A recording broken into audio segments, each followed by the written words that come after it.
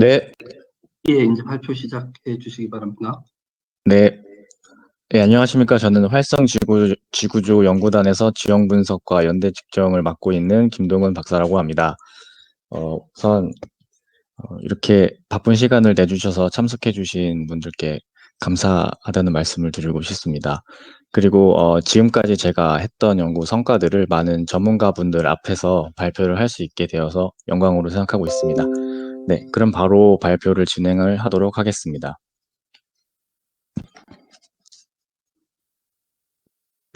예, 오늘 발표는 크게 세 가지로 나누어져서 발표를 진행을 할 예정입니다. 첫 번째와 두 번째는 제가 주로 지금까지 사용을 했었던 그런 방법론적인 크게 연대 측정 방법과 그리고 두 번째로는 지형 분석 방법이 있습니다. 그리고 마지막으로 세 번째는 앞으로 많은 이 지질자원 연구원에 계신 박사님들과 함께 시너지를 일으켜서 한번 해보고 싶은 연구 방향에 대해서 말씀을 드리도록 하겠습니다. 네, 첫 번째로 말씀드리고 싶은 제 방법론은 우주선 유발 방사성 동위원소 베릴륨 10을 이용한 다양한 연대 측정과 그 응용된 연구들에 대해서 말씀을 드리고자 합니다.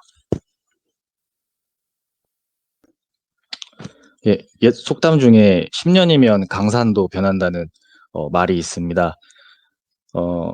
이 말을 두고 많은 설왕설래가 있을 수도 있고 아닐 수도 있겠지만 이 요 사진 찍은 날짜가 2018년 5월 31일 대관령에서 찍은 사진인데요. 요 돌은 자연적으로 만들어진 돌은 아니고 이 대관령 양떼 목장을 만들면서 놓은 돌입니다. 굉장히 인위적인 위치에 놓여진, 인위적으로 만들어진 돌이라고 할 수가 있겠죠. 사실 이게 녹화가 돼가지고 조금 재밌게 이렇게 다른 비화 같은 얘기를 말을 못해서 좀 안타깝긴 합니다만, 제가 답사를 가고, 이러면서, 뭐, 네, 여자친구와 이렇게 보면서 우연히 본 돌인데요. 요 붉은색 화살표에서 보실 수 있듯이 이 돌이, 어, 아무리, 오래되게 잡아봤자 한 30년, 40년밖에 안 된 돌이지만 벌써 이 30cm 이상 물에 의해서 이렇게 깎인 흔적이 이렇게 남아 있습니다. 이러한 돌을 볼 때 10년이면 강산도 변할 수 있을 수도 있고 없을 수도 있다는 생각이 들어가지고 요 슬라이드에 넣었습니다. 그래서 뭐 제가 하는 연구를 뭐 조금 짤막하게 말을 한다면 강과 산이 변하면 어떠한 요인으로 어떠한 영향을 받아서 변하는지 그리고 얼마나 빠르게 변하는지 정량적으로 연구하는 직업이라고 할 수 있을 것 같습니다. 예, 그렇다면 이 변하지 않는다라는 얘기를 할 때, 저희 지형학적인 관점에서 제일 큰 개념으로, 지오모픽 스테디 스테이, 평형 상태 혹은, 트랜지션 스테이시라는 크게 큰 두 가지 개념이 이렇게 나타나게 되는데요. 어, 뭐, 한국말로 번역을 하면은 평형 상태와 점이적 상태라고 말을 할 수가 있습니다. 변하지 않는다라고 하는 것은 이 지형학적인 관점에서 볼 땐 토포그래피가 변하지 않느냐, 라고 볼 수 있는 거고요. 크게 이 토포그래피를 변하게 하는 큰 두 가지 인자로는 융기 이벤트와 그리고 삭박작용이 있습니다. 그래서 이 융기와 삭박을 비교함으로써 우리는 이 지형이 평형 상태에 놓여 있다. 즉, 융기와 삭박이 비슷한 양을 보여주고 있다. 혹은 융기가 삭박보다 훨씬 높다. 그렇기 때문에 점이적인 상태이다라고 말을 할 수가 있게 되는 겁니다. 네, 죄송합니다. 그리고 오른쪽 그림에서 보실 수 있듯이 아마 지금 참석하신 많은 분들은 지질 쪽을 전공을 하고 계셔서 약간 시간 스케일이 저희가 뭐 지형 하시는 분들하고 얘기를 할 때랑은 좀 다르더라고요. 이 시계를 보시면은 지구가 태어난 거를 12시 정각으로 했을 때 제가 주로 관심 있어 하는 요 사기 같은 경우는 11시 한 59분 58초? 7초 정도 되는 굉장히 짧은 시간 스케일이고, 지질학적인 시간 스케일은 이것보다 조금 더 훨씬 큰 100만 년, 최소 100만 년 단위의 그런 변화를 보기 때문에 조금 이 시간 스케일을 보는 관점이 조금 다르다고 할 수가 있습니다. 그리고 마찬가지로 공간 단위 역시도 지형에서 주로 다루고 있는 이런 공간 단위 같은 경우에는 최소 공간 단위를 유역 분지, 캐치먼트라고 하고 있고요. 이 캐치먼트 같은 경우에는 크게 분수계라고 부르는 디바이드, 그리고 대부분을 차지하고 있는 힐슬롭 사면, 그리고 주도적으로 이 지형을 변화시키는 채널, 하천이 이렇게 가장 기초적인 컴포넌트로 있게 됩니다. 그래서 저는 다시 한번 또 말씀을 드리자면 사면과 하천의 이런 상호작용을 통해서 지형이 어떻게 변하는지 이 정도에 되는 수천 년에서 수십만 년 정도의 타임스케일에서 어떻게 변하는지를 살펴보는 음, 연구를 지금 진행을 하고 있습니다.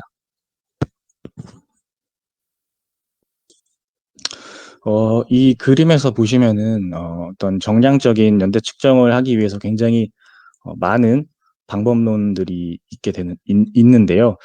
저는 그 중에서 이 붉은색 네모 박스에 쳐져 있는 인시추 벨리륨 10과 그리고 알루미늄 26를 이용을 해서 연구를 주도적으로 하고 있습니다. 요, 요 연구 방법 같은 경우에는 일반적으로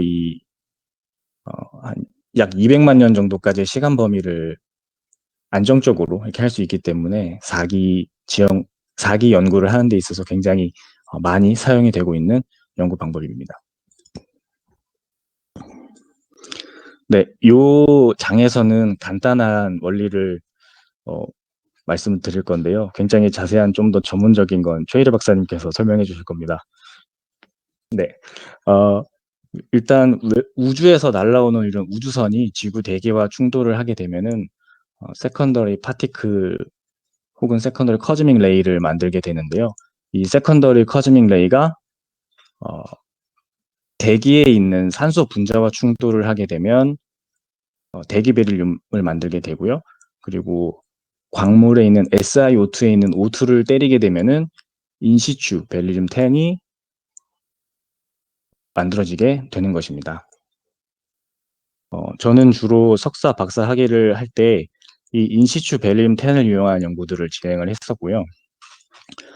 크게 응용 연구들은 이렇게 4가지 정도가 있습니다. 그래서 노출 연대, 그리고 유적 분지 단위의 삭방률, 그리고 수직 단면 연대 측정, 그리고 매몰 연대 이렇게 크게 4가지의 연구가 있습니다. 이 중에서 제가 주로 사용을 했던 방법론은 이 유적 분지 단위의 삭방률이고요. 그리고 노출 연대도 조금 사용을 해서 연구를 하였습니다. 그래서 이 부분에 조금 초점을 맞춰서 설명을 하도록 하겠습니다. 네, 이 익스포저 에이지는 우리말로 해석을 하면 노출 연대라고 할 수가 있고요. 그리고 기반함 단구의 경우, 그러니까 그림 A, 하천이 기반함을 깎았을 경우에는 요 면에 대한 연대를 측정을 함으로써 각각 면에 대한 노출 연대를 측정을 할 수 있고요. 그리고 이를 반대로 만약에 노출 연대와 하상 비고를 정확하게 알 수 있을 경우에는 이를 인시전 레이, 하천의 침식률로 계산할 수가 있습니다. 그리고 이를 다시 이 지역의 리저널한 업리프트 레이스로 다시 치환을 할 수가 있게 됩니다. 오른쪽 사진으로 보고 계신 지역은 제가 박사 학위 논문을 진행을 하기 위해서 답사가 썼던 미국 미주리주에 있는 오자크 플래토라는 지역입니다. 미드 중에도 아마 오자크라는 미드가 넷플릭스에서 방영이 되었던 걸로 알고 있는데요. 제가 알고 있기로는 아마 그 지역인 걸로 알고 있습니다. 그래서 이 지역에 가게 되면은 그 셔린이라고 부르는 굉장히 암석 단구들이 굉장히 많은 이 형태로 이렇게 노출이 되어 있는데요. 저는 이 셔린을 찾아가서 다 이 샘플링을 해가지고 지금 에이지 데이팅을 해서 논문을 출판을 하기 위해서 지금 준비 작업을 하고 있는 상황입니다. 더 예쁜 그림도 있을 텐데 좀 제가 하고 있는 연구 위주로 좀 사진을 넣어서 조금 못생기더라도 좀 양해 부탁드립니다. 네, 그 다음으로는 유적 분지 단위의 평균 삭방률인데요. 보통 뭐 CWDR이라는 말을 많이 쓰고요. 어떤 2010년대 초기까지만 하더라도 실슬롭 이로전 레이시라고 부르기도 했었습니다. 왜냐하면은 일반적으로 이 유적 분지에서 사면이 차지하고 있는 비중이 대부분이었기 때문에 실슬롭 이로전 레이시라고 부르기도 했었습니다. 이 연구 방법 같은 경우에는 코즈민 레이가 요 유적 분지 내에 있는 이 사면들에 있는 그 모래 같은 거를 이렇게 모래 안에서 만들어지는 베리륨 10을 요 하구, 아울렛 혹은 마우스에서 캐치먼트의 마우스에서 채취를 해서 이 양을 어, 이 유적 분지단의 평균 삭방률이다라고 생각을 해서 계산을 하는 방법입니다. 그래서 사면에 오랜 시간 머물러 있게 되면은 이 만들어진 베릴륨들이 하천으로 유입이 되고 하천으로 유입되면은 빠르게 이렇게 운반이 된다라는 가정을 하고 있습니다. 그래서 이 수식을 보시면 아시겠지만 여기서 N이 말하고 있는 거는 베릴륨 10의 농도고요. P는 프로덕션 레이트, 그리고 L은 코즈민 레이가 투과되는 그런 깊이, 보통 약 60cm 정도 이렇게 있고요. 그리고 입실론 같은 경우에는 이 이로전 레이트입니다. 결국에는 이 생성되는 양은 이로전 레이트가 반비례 관계다라는 성질을 이용을 해서 역으로 계산을 하게 되는 겁니다. 예를 들어서 이 유적 분지의 삭박이 빠르다라고 보면은 물질이 굉장히 빠르게 운반이 되겠죠. 이 아울렛으로. 그렇기 때문에 우리가 만약에 여기에서 시료를 채취하게 된다면 이 베릴륨의 컨센트레이션 농도, 즉 농도는 적게 나올 것입니다. 반대로 삭박이 느리다라고 하면은 물질이 굉장히 느리게 운반되고 베릴륨 10이 생성될 만한 충분한 시간이 확보되기 때문에 여기서 채취한 베릴륨 농도가 굉장히 많을 것으로 보입니다. 네, 많습니다. 네. 네, 그래서 이 유역분지단위 삭방률을 이용을 해서 제가 석사 논문을 정리한 내용을 조금 일부 그림을 갖다 놨는데요. 제 석사 학위 논문의 그 연구 질문점은 한반도 동해안이 평형 상태인가 아닌가입니다.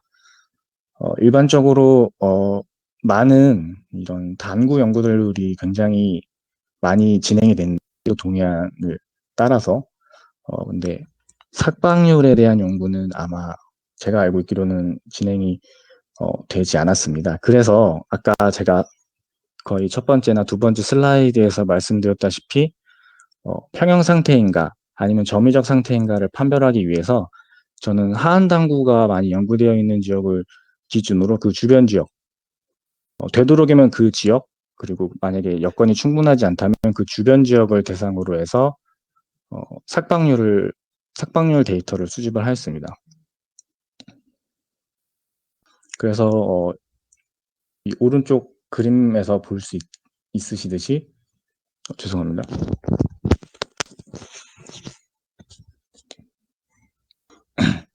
네, 이렇게 색깔이 칠져 있는 박스 같은 경우에는 기존에 나왔던 단구에서 나온 윤기율 데이터를 정의한 거고요. 그리고 여기 조그맣게 있는 게 제가 이 동해안의 삭방률을 계산을 한 건데요. 약 2배에서 3배 정도 윤기율이 훨씬 높게 나왔습니다. 그래서 정리를 하자면 한반도 동해안은 현재 비평형 상태, 그러니까 지오모픽 디스이퀄리브리움 혹은 트랜전 스테이지며 이러한 불일치를 야기한 거는 이 지역에서 주로 발견되었던 제4기 단층들의 재활성화로 인해서 윤기율이 증가되었고 삭방률은 아직 이 변화된 윤기율을 따라잡지 못한 상태다라고 해석을 하였습니다. 다음으로는 제 연구 지역을 조금 더 확장을 해서요. 영동 지역에서 영서 지역으로 조금 더 확장을 했습니다. 그래서 태백산맥은 어떻게 변할까, 그 태백산맥의 분수계는 어떻게 변할 것인지에 대해서 박사 챕터 중에 하나로 주제로 정해서 연구를 진행을 했습니다. 일반적으로 이 한국과 같이 패시브 마진 지역 같은 경우에서 관찰이 되는 이런 에스카프먼트들은 크게 세 가지 형태로 발전을 하게 되는데요. 크게는 다운워크 모델이라고 해서 이 면 자체는 계속 유지되는 형태로 발전이 됩니다. 그래서 이 지역 같은 경우에는 이 굵은 실선에서 보실 수 있듯이 이 지역은 그 만들어진 초계의 형태를 계속 유지를 하고 있는 것입니다. 소위 말하는 팔레오플레인, 고위 평탄면이라는 지형이 이 지역에 남아있게 되는 거고요. 그리고 두 번째 모델 같은 경우에는 리트릿하는 모델이라고 해서 이 초기에 만들어진 형태가 계속 후퇴하는 이렇게 만들어지는 죄송합니다. 그게 있고요. 그리고 세 번째로는 이 핀드 디바이드 모델이라고 해서 이 지역 같은 경우는 다운 웨어링만 일어나게 되고 이 B 지역 같은 경우는 고정이 되는 형태로 이렇게 크게 세 가지 형태로 나타나게 됩니다. 이건 근데 좀 엔드 멤버 모델이긴 하지만 네, 어쨌거나 크게 세 가지로 나눠 살펴볼 수 있는데요. 오른쪽 그림에서 보실 수 있듯이 저는 이 석사 논문의 그 연구 지역이었던 분지와 맞붙은 지역을 중심으로 해서 샘플링을 하였고요.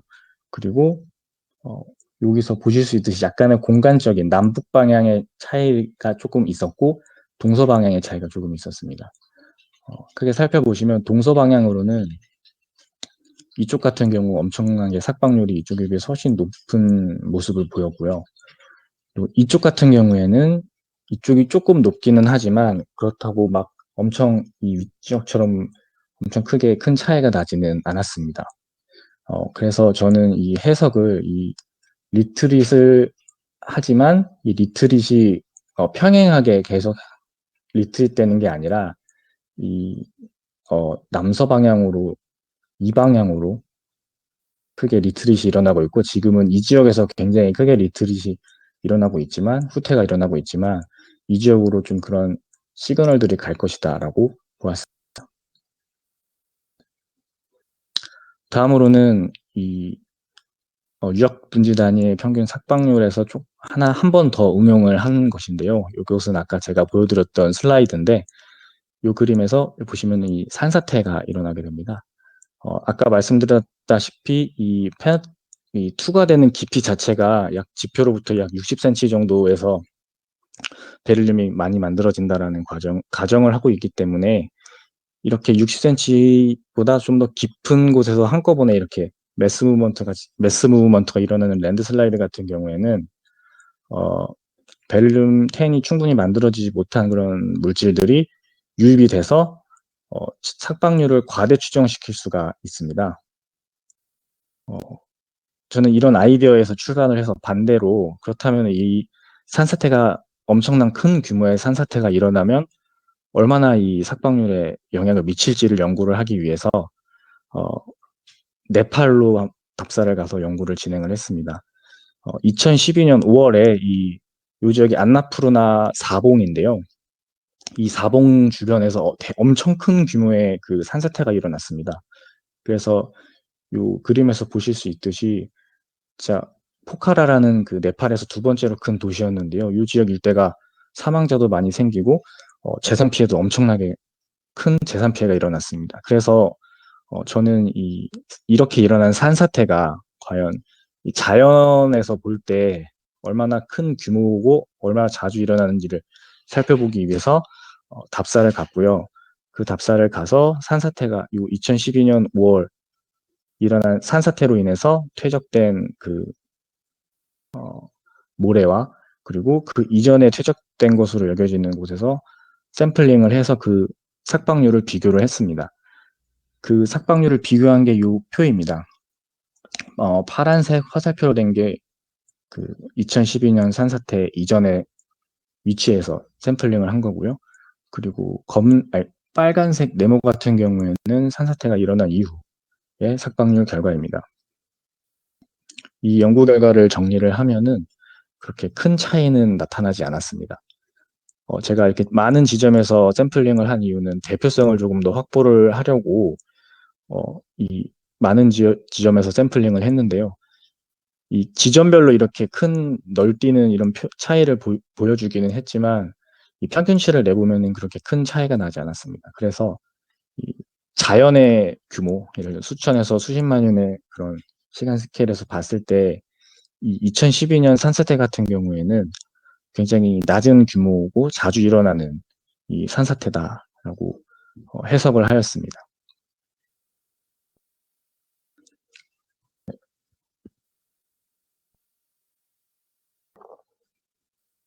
네, 다음으로는 지형 분석에 대해서 말씀을 드리고자 합니다. 크게 이건 제 생각인데 지오모픽 지형 분석이라고 하면은 이 맵뷰, 그러니까 우리가 광학 영상, 위성 사진이나 항공 사진을 이용을 해서 지형을 분류 또는 분석하는 지오모픽 마커를 찾기 위한 방법이 있고요. 그리고 DEM에서 추출된 그런 토포그래피 엘리베이션을 이용을 해서 거기에서 추출된 인자들을 찾는 지오모픽 인디시스, 크게 두 가지로 이렇게 살펴볼 수가 있을 것 같습니다. 이런 지오모픽 마커 같은 경우에는 지형들을 좀 더 바로 직관적으로 이렇게 찾아낼 수 있다는 장점이 있고요. 지오모픽, 그러니까 지형 인자를 이용한 분석 방법 같은 경우에는 조금 더 리저널한 지역에서의 그런 어떤 변화들을 찾아낼 수 있는 장점이 있습니다. 그래서 이번 세미나 시즌 1이니까 이번 발표에서는 이 지오모픽 마커 중에 하나인 롱 프로파일에 대해서 조금 말씀을 드리려고 합니다.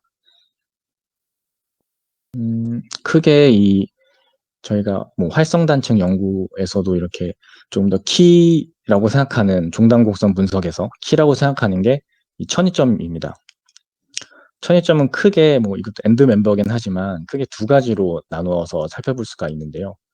첫 번째는 버티컬 스텝 닉 포인트가 있고요. 그리고 두 번째는 슬롭 브레이크 닉 포인트라는 천이점이 있습니다. 이 버티컬 스텝 닉 포인트 같은 경우에는 하천의 채널 슬롭과 그리고 상류 업스트림 에어리어를 로그 축에서 이렇게 기점별로 나눠봤을 때, 플랫을 해봤을 때 이런 식으로 직선이 하나 이렇게 나오게 되고 이 닉 포인트가 있는 지점에서만 이렇게 쏙 이렇게 올라가게 되는 형태를 보입니다. 그래서 이러한 버티컬 스텝 닉 포인트 같은 경우에는 주로 산사태 같은 것들이 일어나서 이 하천을 막았을 때 일시적으로 이렇게 이런 형태의 닉 포인트가 생기게 되고요. 경험론적인 연구 결과들을 모아서 살펴봤을 때, 그리고 슬롭 브레이크 닉 포인트 같은 경우에는 이 로그 슬롭 로그 에어리아 플랫을 띄워봤을 때, 요 하천과 요 하천이 서로 다른 이벤트를 받았기 때문에 이렇게 로그 플랫에서 봤을 때는 절단된 세그먼트 형태를 이렇게 보이게 됩니다. 그래서 저는 아까 말씀드렸던 2016년 그 석사학위 논문에서 삭방률 데이터와 추가적으로 그 동해안 제가 설정한 그 연구 지역에 대한 이런 종단면 분석을 통해서 슬롭 브레이크 닉 포인트들을 다수 발견을 했고요. 이를 토대로 조금 더 아까 말씀드렸던 그런 4기 단층해체 활성화로 인해서 융기율의 차이가 일어나겠다라는 그런 제 가정을 조금 더 서포트하였습니다. 네. 그리고 이 슬라이드 같은 경우에는 아까 롱 프로파일에서 요 슬롭 브레이크 닉 포인트 같은 경우 약간 응용이라고 할 수 있는데요. 이 천이점을 기준으로 좀 더 상류 부분 같은 경우에는 그 이전에 어떤 융기 이벤트를 받은 지역이기 때문에 요 지역, 요 하천에 대한 그런 외삽을 통해서 프로젝션을 할 수 있습니다. 네, 이런 식으로. 그래서 이거를 현재 하상과 비교를 해보면은 얼마만큼 업리프트가 되었는지를 살펴볼 수 있고요. 만약에 연대를 알게 된다라고 한다면은 업리프트 레이트까지도 살펴볼 수가 있습니다. 네, 그래서 지금까지는 제가 수행한 연구들에 대해서 발표를 했고요. 그리고 세 번째 이 파트인 여기에서는 제가 앞으로 기감에서 조금 더 기감의 일원으로 조금 하고 싶은 시너지를 내서 하고 싶은 연구들을 좀 말씀드리고자 합니다. 지형을 하게 되면서 사실 가장 정말 파워풀하다고 생각하고 있는 것은 저희가 연구를 할 때 라이다를 쓸 수 있는 것입니다.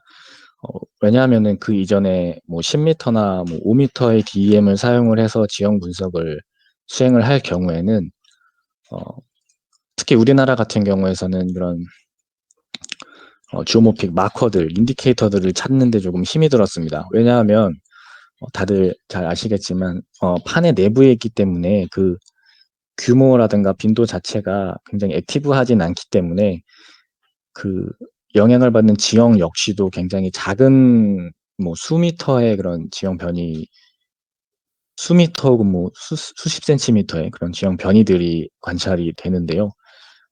사실 10m나 5m짜리의 DEM으로는 그런 걸 찾기가 조금 힘이 든 게 현실이었습니다. 그리고 뭐 저희가 지형 분석한 결과들을 다른 그런 팀원들께 말씀을 드릴 때도 설득력을 얻기가 굉장히 힘들었는데요. 라이다를 이용한 지형 분석을 통해서 조금 더 뭐 다른 전공자분들뿐만 아니라 일반인들에게까지 단층에 의해서 지형 변화가 일어났다라고 말씀을 드릴 때 굉장히 설득력을 얻을 수 있게 되었습니다. 네. 왜냐하면은 이 라이다 같은 경우에는 이런 나무와 풀숲 같은 것들을 모두 제거를 하고, 뭐 한국 같은 경우에는 이 무덤의 묘자리가 몇 개인지까지도 다 볼 수 있을 정도로 고해상도이기 때문에 예, 이런 활성단층 연구에 있어서 굉장히 파워풀한 기초 자료라고 생각이 됩니다. 그래서 뭐 라이다를 이용한 연구를 조금 더 중점적으로 연구를 하고 싶습니다.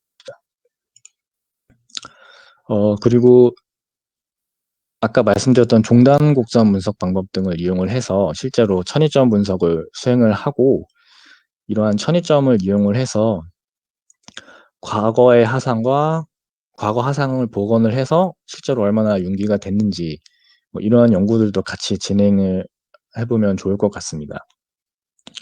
이 그림 같은 경우에는 2012년 구조 지형학자, 수치 구조 지형학자라고 해야 되나?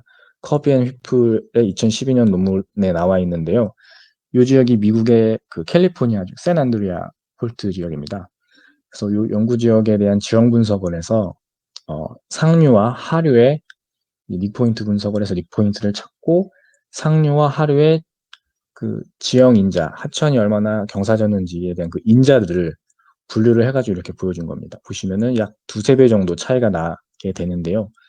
이러한 분석 방법을 한국에 적용시킬 수 있으면 조금 더 재밌는 연구들을 많이 할 수 있을 것 같습니다.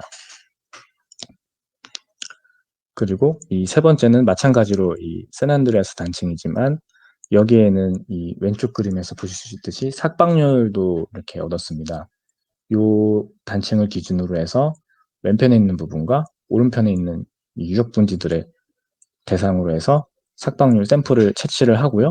그리고 이런 식으로 다시 왼쪽 유적 분지와 오른쪽 유적 분지에 대한 지형 분석을 실시를 해서 이 폴트를 기준으로 왼쪽하고 오른쪽이 큰 차이를 보이고 있다, 오른쪽이 좀 더 액티브하다라는 것을 보여주는 연구가 있는데요.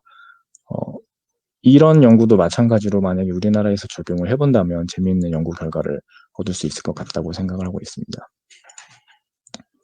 네, 그래서 저는 구조 지형 이런 연구를 통해서 제4기 단층의 존재를 확인을 하고 특성을 밝히고자 합니다. 특히 우리나라와 같이 판의 내부에 있는 지역을 대상으로 좀 해보고 싶습니다. 왜냐하면 판 경계에 있는 지역은 굉장히 잘 나타나니까 조금 더 이렇게 힘들수록 그만큼 열매가 다니까 저는 판의 내부에 있는 지역을 대상으로 해서 좀 이런 단층의 존재를 확인하고 이 특성이 캐릭터스틱한지 뭐 랜덤한지 이런 걸 좀 밝히고 싶습니다.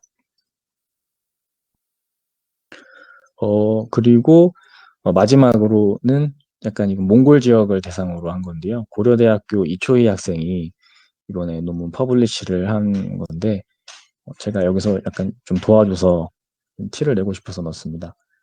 이 지역 같은 경우에는 몽골 지역인데 이 이초희 학생이 포어베르그의 발달에 대해서 이 남쪽과 북쪽에 대해서 샘플링을 하고 유역분지 단위 삭방률을 이용을 해서 이 차이를 밝히고 그리고 지형 분석 방법 등을 이용을 해서 이 각 코어 배력의 세그먼트들을 나눴고요. 그리고 이 세그먼트들이 계속 이렇게 발전을 해가지고 어떻게 발달하는지, 폴트를 따라서 어떻게 발달하는지에 대해서도 이렇게 연구를 진행을 했습니다. 그래서 몽골 같은 경우에도 이런 제가 지금까지 수행한 연구 방법들을 해서 적용을 한다면 좀 몽골 같은 경우는 약간 이상적인 지역이니까 좀 더 잘 찾을 수 있을 것 같고요. 그리고 이를 다시 한반도 연구에 적용을 한다면 이런 식으로 뭐 세그먼트들이 어떻게 정의되고 그리고 어떻게 발달할 것인지에 대해서도 조금 기여를 할 수 있을 것으로 생각을 하고 있습니다. 네. 네, 제 발표는 여기까지고요. 들어주셔서 감사합니다. 네, 이상입니다.